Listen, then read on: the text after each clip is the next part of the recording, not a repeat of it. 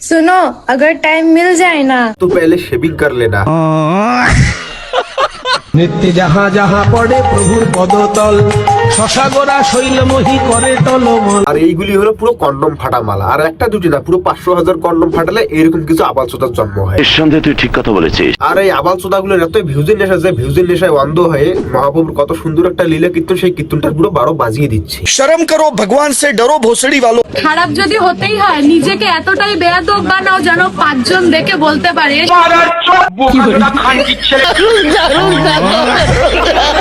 Guys, अगर एक दिन के लिए मैं आपके पास आ जाऊं तो आप क्या करोगे? কিছু করবে না, শুধু আমরা মেয়েরা যদি না দেখাই তাহলে ছেলেরা কি করে দেখবে? একদমই তো, তোমরা মেয়েরা যদি না দেখাও তাহলে ছেলেরা কি করে দেখবে? কিন্তু এখানে তুমি কি দেখানোর কথা বলছো মামনি? লাখ টাকার আইফোন আর 1000 টাকার জুতো না কিনে একটা করে ওড়না কিনে নিজের শরীরটাকে ঢাকো, তারপর তাহলে দেখবে ছেলেদের নজর এমনিতেই ভালো হয়ে যাবে। ভাবো কে আবার জ্ঞান দিচ্ছে যার নিজের শরীরে কোনো ওড়না নেই। मैं गाली नहीं दे सकता। আর দ্বিতীয় কথা কি বললি, ছেলেদের নজর। শোন, তোকে একটা আমি কথা বলি, ছেলেদের নজর এমনিতেই ভালো। এখন তোরা যদি রাস্তাঘাটে হাফ ল্যাংটা হয়ে এদিকে ওদিকে ঘোরাঘুরি করিস আর ছেলেরা দেখলেই, তাহলে ছেলেদের নজর খারাপ হয়ে গেল, তাই না? साले मजाक बना के रखते हो। আর এইগুলি হচ্ছে সেই সব মেয়ে যারা সারা রাত পোদ মারিয়ে টাকা ইনকাম করে আর ওই টাকা দিয়ে গাঁজা খেয়ে এসে এরকম ভুলভাল বকে। कैसे कैसे लोग रहते हैं यार यहाँ पर। হ্যালো গাইস, তোমরা দেখতে পাচ্ছ হ্যাঁ দেখতে পারছি, কিন্তু কে ওটা?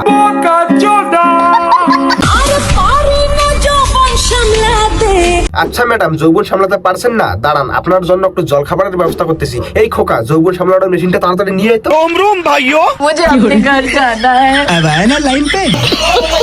সবাই এইবার জানুয়ারিতে কিন্তু আমার এই পিলপিলিটা আমি ভাড়া দিমু। হ্যাঁ দাদু, এখন তো ভাড়া দিতে হবে, কারণ তোমার ইঞ্জিন তো আর কাজ করছে না। তোমার ওই পুরনো ইঞ্জিন দিয়ে কি আর নতুন গাড়ি চলে?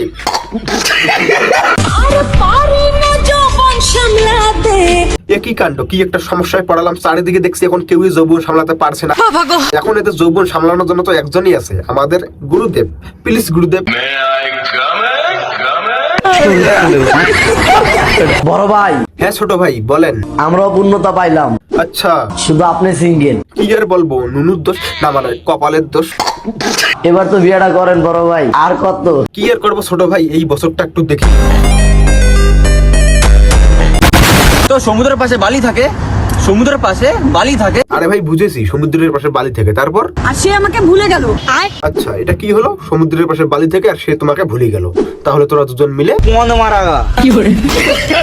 লাইফে আমি এতটাই সাকসেস হতে চাই। আচ্ছা ভাই, আমার সাকসেস হবে, তা বলছি ভাই দিনে কতগুলো করে গাড়ি পরিষ্কার করিস সাকসেস হওয়ার জন্য?